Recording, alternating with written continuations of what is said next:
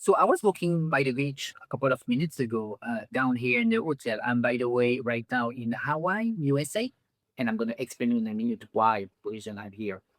But down here, I make myself the reflection looking at the waves that everyone is trying to fight for the same ocean. I was looking at those surfers here, and they seem to enjoy taking those waves, while other will just be staying in lagoons and will basically just surf very thin and easy waves. But those ones seem to really tackle and like to face those challenges.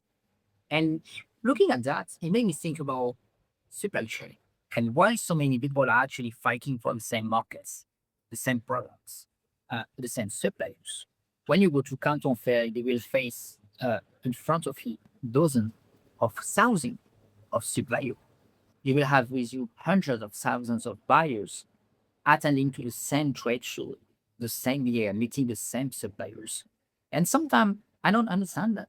I was last week in a trade show in Ho Chi Minh City, and you see different type of customer that will be coming, and sometimes they are looking outside of the box, right? Vietnam is not an easy market. You cannot just copy paste the strategy you can easily do in China and expect the same thing in Vietnam. But at least they look outside of their existing market. And it made me think also about businesses in islands like we are here today in Hawaii. And wait, before I continue, let me make myself a coffee.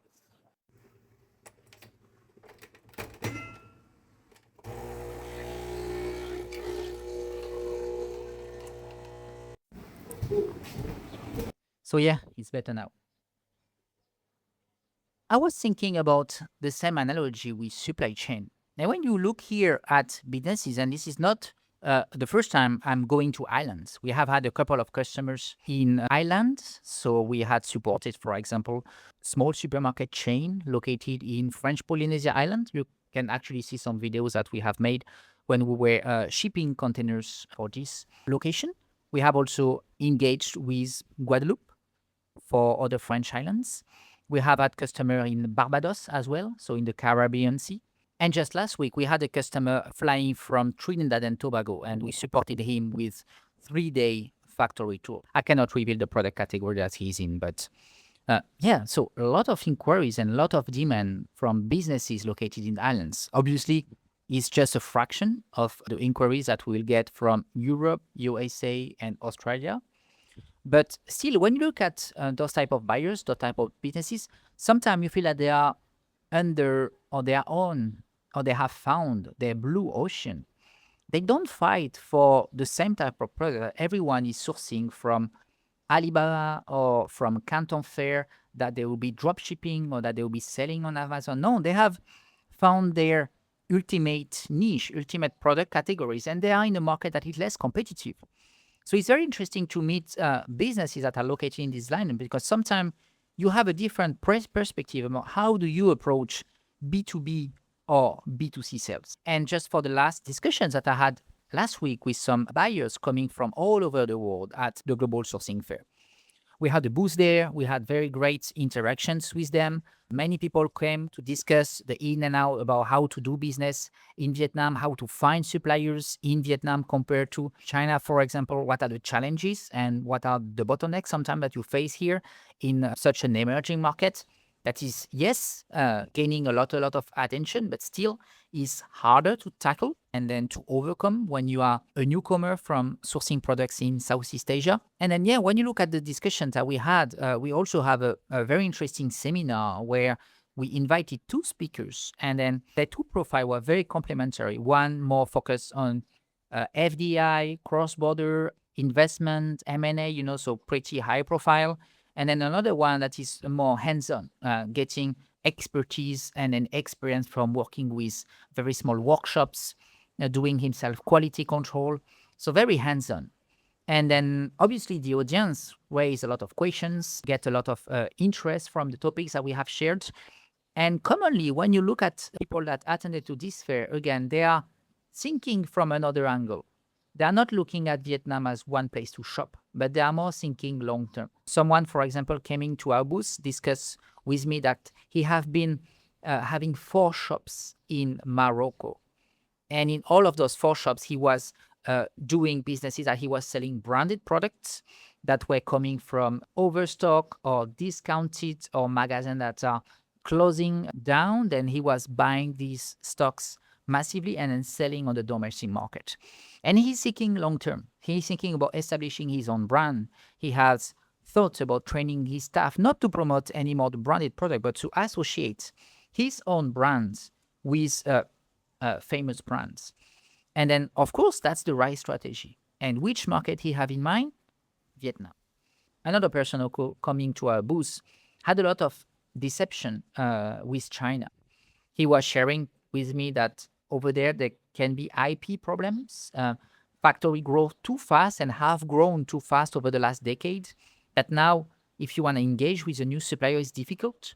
You need to show them a lot what you can do, and then you need to buy in huge volume, huge quantity. While in Vietnam, you still have some type of small workshops. And then we had actually exhibits at this trade show, the Global Sourcing Fair, some wooden boxes from a very small workshop that we have been working with. This workshop can do containers, and we have shipped containers from this workshop. But at the same time, they are still very flexible into doing 50 pieces per SKU. We speak about OEM products, right? We think about someone that will really try to bring an innovative product, a new design, something that is not existing elsewhere, and then that can be working with such workshops. So again, coming back to what I'm seeing right now here in this island and in other islands, in other cases that I had from clients, is that sometimes you just need to find your blue ocean. You don't need to necessarily shop around, go on Alibaba and do the same thing that everyone is doing. Try to be more hands-on. Try to dedicate 6 months. Try to invest into making tech packs. That's something that, of course, costs money at the beginning, but for the long run, that's the right direction, because you will be really evolving into your own ranges of products. And then it will take months or sometimes years for the competition to copy you. Of course, in terms of the supplier, in terms of how will you manage your own IP within the factory, you have to make sure that you do things accordingly.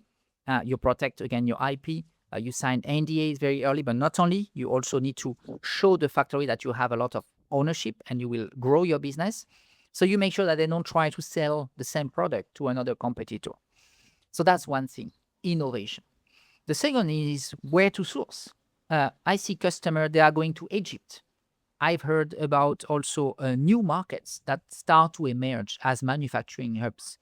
That's great. That's great to go to those locations to explore them, because sometimes you can find maybe some type of, type of artisan art traditions that they have been working on for decades.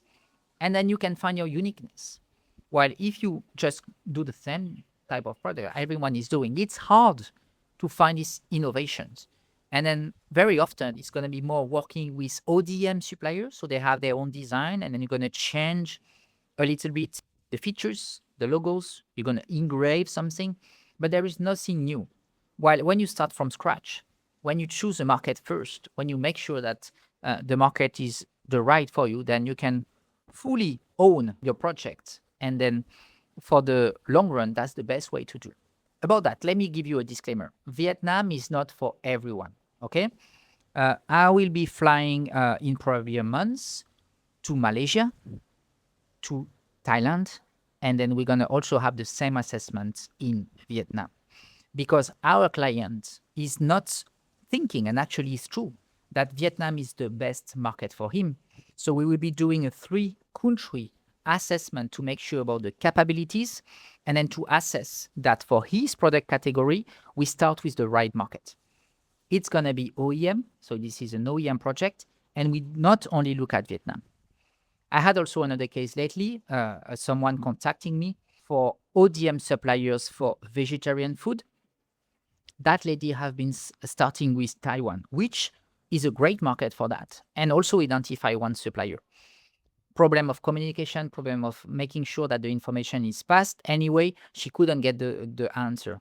Within a couple of days, we managed to get the supplier on the phone and collect initial informations. And it turns out that this great supplier is actually not experienced for the European market, or at least the French market. They have made a couple of samples there, but nothing really much tangible. So then the responsibility is on the importer to make sure that it's going to be compliant in terms of the import documents. So what should we do? Do you absolutely buy from this supplier that you have found?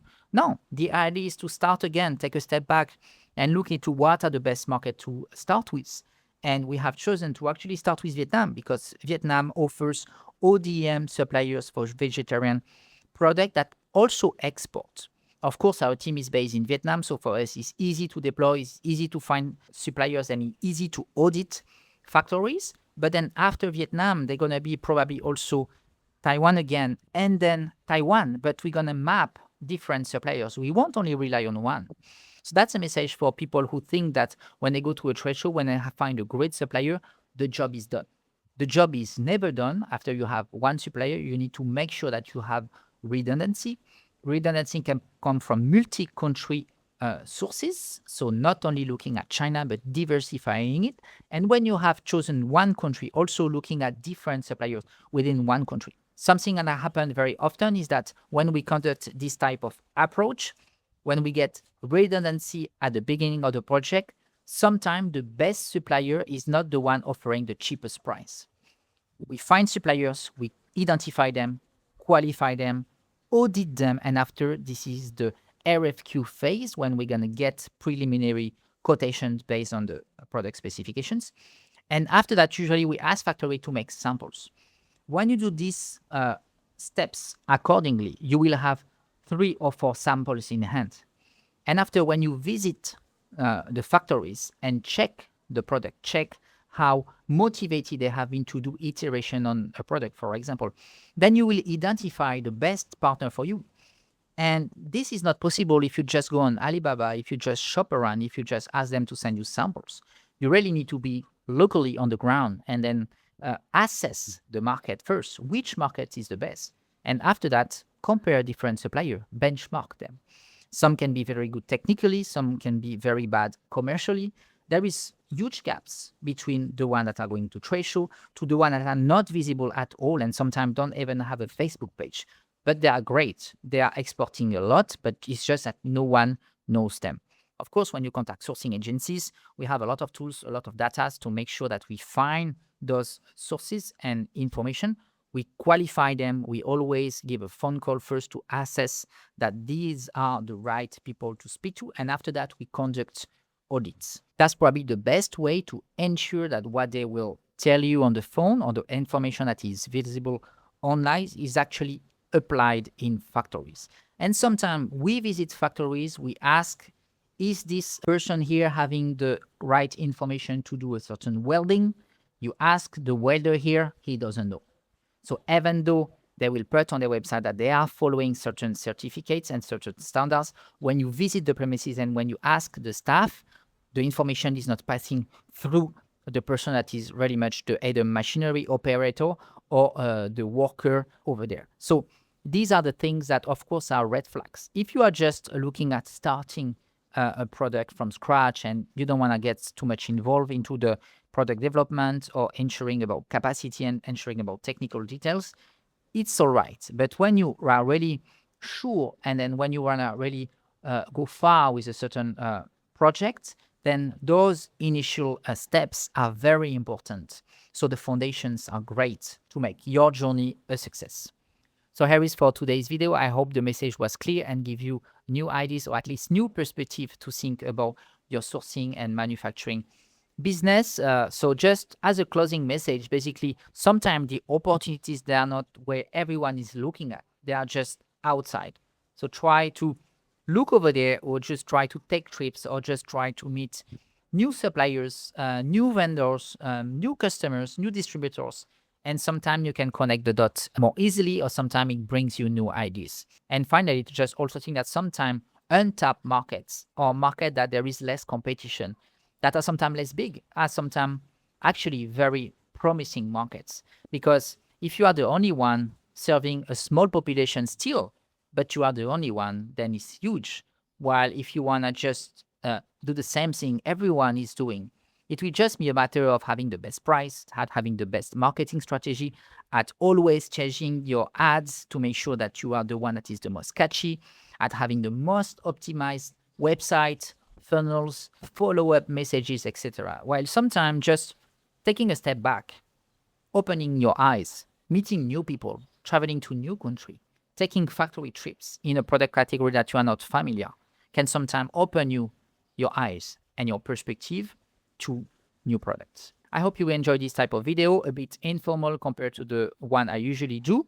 If you enjoy it, please leave a comment below. Share with me your thoughts and then your ideas about such untapped markets, new opportunities, or how do you see these ideas of going to countries that there is less people, less population to tap into. Maybe the value sometimes is also lower, okay? When we are speaking about those islands, the markets are quite low, so you need to also be agile about this and to have a strategy that is quite price sensitive. So yeah, leave your questions below, leave a thumbs up if you enjoyed the video, and I'll see you in the next video. Thank you. Bye-bye.